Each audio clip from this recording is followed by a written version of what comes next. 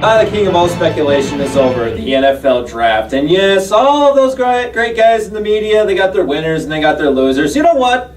It's all speculation. But however, there are intrigues and there are reaching. That being said, let's get to the teams that were the most intriguing and the ones that took a reach for their future.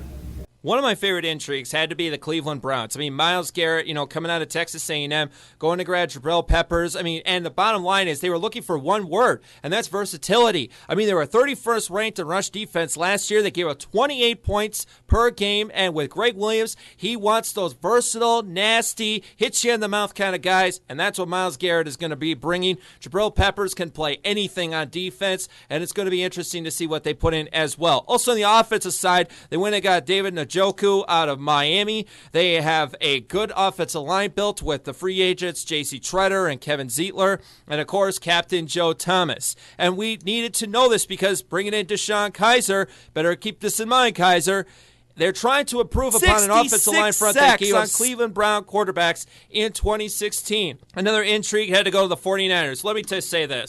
I got to clap for John Lynch. I got to clap for John Lynch because he was able to get a 3-pick, 67, 111, and a 2018 third-round pick from the Bears. And not only that, he got two of the most premier players in the draft with Solomon Thomas out of Stanford and Reuben Foster out of Alabama. It's crazy what John Lynch was able to accomplish. Not only that, he was able to get his guy, his quarterback, C.J. Beathard, out of Iowa, and running back Joe Williams, who Joe Williams is a scary guy. I tell you one thing about him, he has that speed factor. He's very good at between the tackles, and if he gets a breakaway, he's gone. So I really like what the 49ers did. I felt like they're going to improve that defense going into 2017. Another intrigue for me was the Green Bay Packers. Now, I say that because the Packers' pass defense last year was ranked 31st. Now, they did go out and get guys like Jean-Francois from the Redskins. They went and got Devon House, but they also drafted 6'3" guy Kevin King out of Washington, one of the best man-to-man cover guys in the red zone.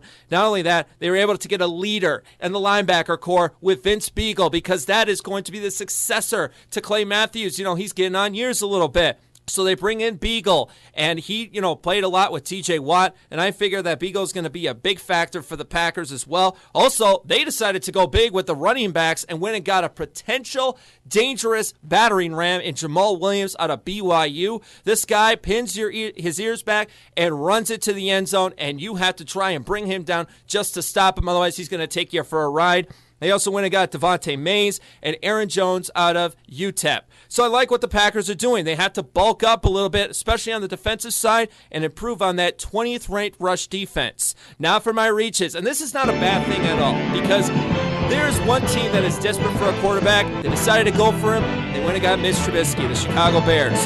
Let me break this down for you. Since 1986, the Chicago Bears have had 33 starting quarterbacks since Jim McMahon. Think about that. So they're trying to make something different out of it. Yeah, his record's not the best, but for what you see on the game film, you can see exactly why Ryan Pace wanted this guy. They need a quarterback. They need a quarterback for the future. They're pretty much telling Mike Glennon, look, you're on a one-year deal. This is our backup plan just in case.